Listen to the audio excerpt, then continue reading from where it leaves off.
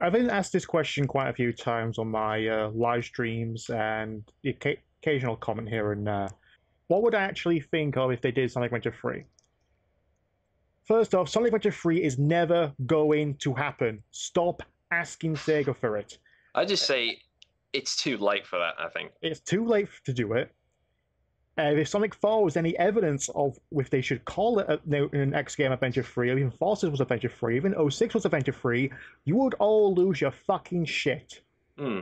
And I remember again, Unleashed was called World Adventure, which in technical terms they did consider that to be Adventure 3, but then yeah, realized that's the closest to Adventure 3 you get. If you want to be very technical, Adventure should have hub worlds and be more like the Adventure games and all the characters. Different characters, then yeah. '06 is your Adventure 3. Yeah, and look how that fucking And if turned you out. don't want that, have Heroes, even though Yuji Naka explicitly stated that Heroes was not Adventure 3. No, I mean, pretty much Heroes was the beginning of, again, this is when they started to go multi-console anyway, so it was a new beginning. Yeah, but like I was saying, they were not going to do it. I know the fact that they keep teasing it, and a lot of other people will, like, tied to Sega will keep teasing it, and that's because these people like to fuck with you. Hmm. That's why this fan game called Big Fishing Adventure 3 is called Adventure 3. 3? It's a joke. Yes. Even though it's kind of an official fan game now, actually endorsed by the Sonic Twitter.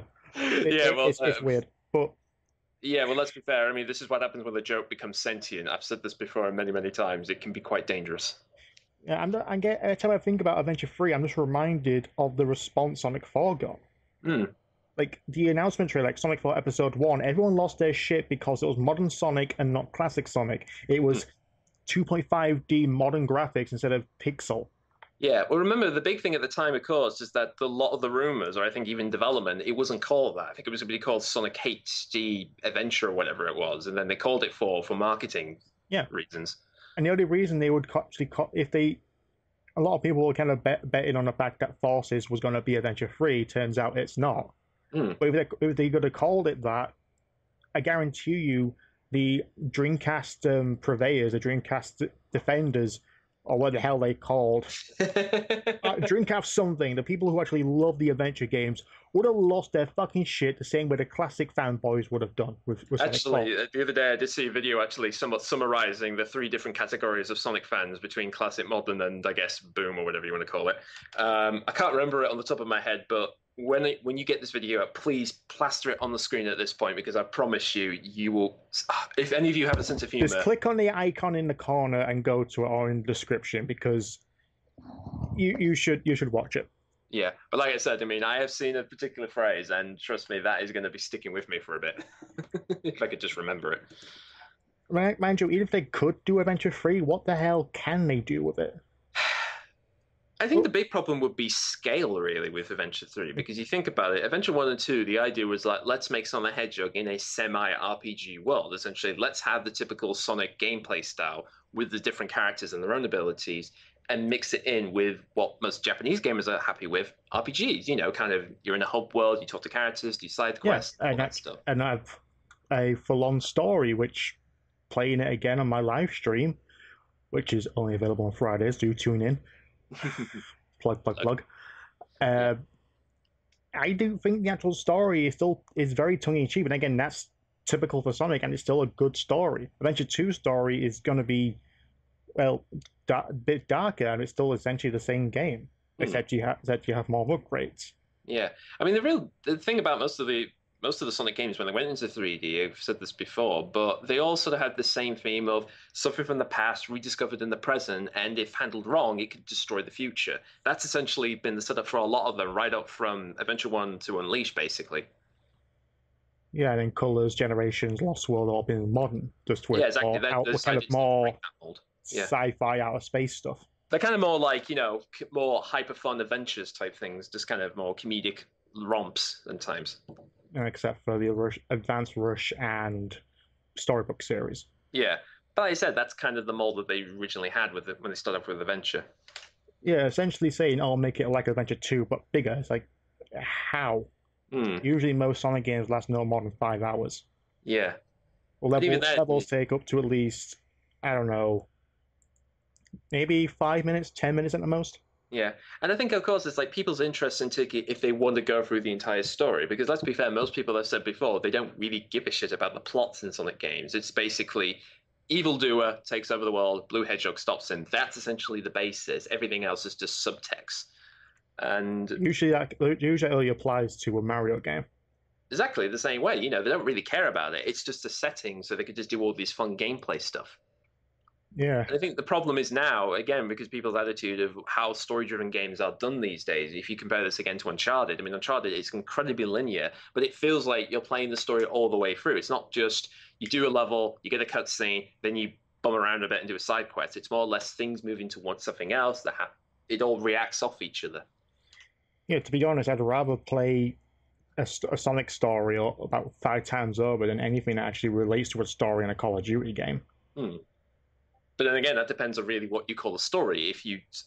Do you string it together with several characters, or do you have one big arc that, again, before they tried to do it, was like you had one major story told from different points of views that all collided together. Yeah, despite that, in Sonic Adventure 1, they had different dialogue. Exactly. I mean, that's kind of thing you want to do. If you're going to do that type of thing, it's kind of, okay, what was character B doing before character A met up with him? We're trying to equate all that into Adventure 3, just know for a fact that Sega isn't going to do anything remotely adventure-wise. Even when it did Sonic Adventure 1, 2, and Heroes in Unleashed, it just boiled down to, hey, it's the daytime stages, but hey, remember this kind of set piece here? Remember this kind of set piece? Here it is the same, but different. Yeah. Like I said, I don't really know what to do. And like, again, another problem is not a lot of people really give a shit about the other characters, as we said. I mean, we're at a point now where we kind of want to bring back, Tails, Knuckles, and Amy as playable characters.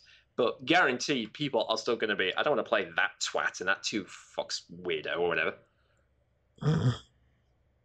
Trust me, there will be people out there just saying, I don't want to play him, I'm just gay.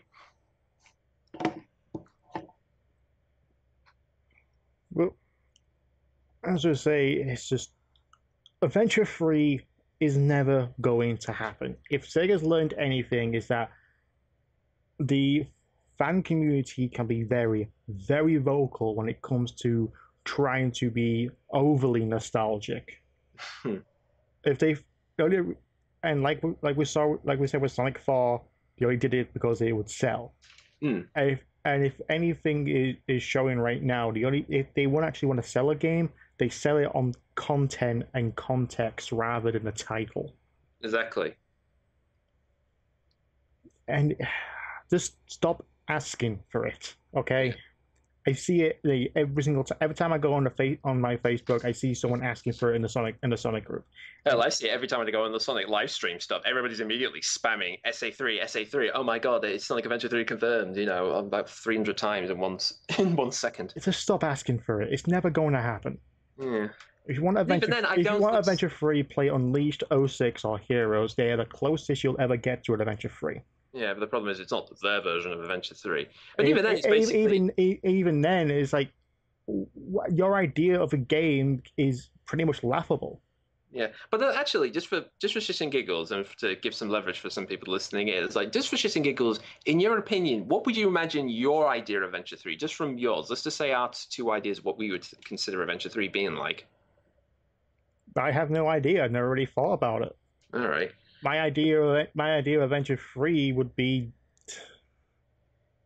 I guess, something similar to 06 and Unleashed. But right now, I'm just that only interested in, like, Adventure is done. Adventure 1 and 2, that's done. So there's no point of actually making an Adventure 3 unless it was to actually sell it on blind faith. Yeah, I mean, for me, the nearest I can imagine my imagination was, again, to try and make it similar to, like, an Uncharted game in which you have this, you play the levels, they're all interconnected from each other. Instead of having the traditional, Act 1, Act 2, you try and make it feel like you enter each world, enter a level, then you enter out of it naturally and organically, rather than feel like, cutscene, cut, level, cut, cutscene, cut, level. In that sense, to make it feel like it's one big, massive, essentially. If actually wrote a story and designed levels around that story rather than. Well, put it this way, Naughty Dog.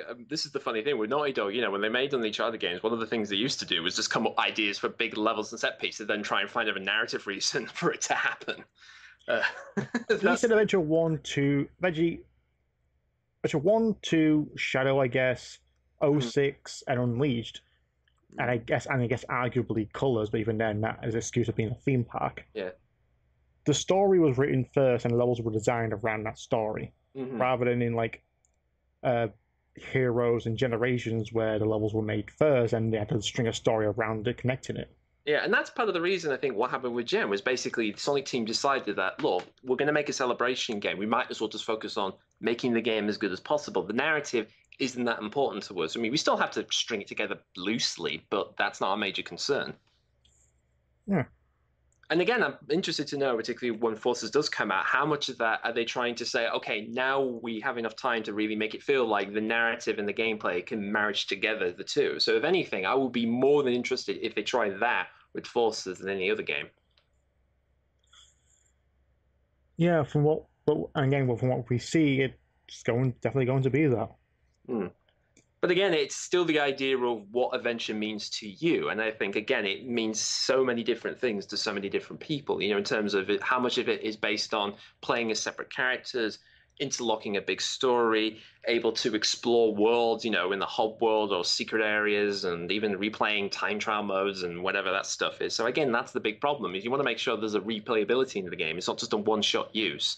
Because I actually remember playing Uncharted 4, actually, with a friend the other day, actually a few weeks ago, sorry. And one thing I discovered is that I wanted to get up to the point where you play the Crash Bandicoot minigame, but you couldn't. You had to actually start from the chapter, a normal live. You had to play all that whole bit before you can get to, the minigame. And I thought, like, okay, come on. In any other game, you were given, like, you're given a chapter selection, maybe a scene selection, like, get to this bit, get to that bit. And even then, it's like, I wouldn't want a Sonic game to end up being like that. Like, if I couldn't replay a level just to get to a certain moment, if I had to go through the big narrative-driven stuff again. At the end of the day, just stop asking for Sonic Adventure 3. I mean, let's be fair. We can say stop asking for it. We know no one's ever going to shut up about it until, I guess, somebody tries to do a big prank. Maybe Sega does one day. I don't know. But if it's going to be an NSA3, it's going to be a name only, and everything about it is just going to suck. And you're going to complain that it looks too much like Generations or whatever. Yeah, I think that's the big problem is, do you want a game that feels like the ideal version of what a natural successor to Adventure 2 is? Or are you just going to settle with a game that has the name on it, but ultimately has nothing to do with that type of game? And then end up just bitching and moaning on forums and Reddits for the rest of your goddamn lives? More likely the latter. Yeah, exactly. So it's really basically, if you want to be miserable, pick your choice, kids.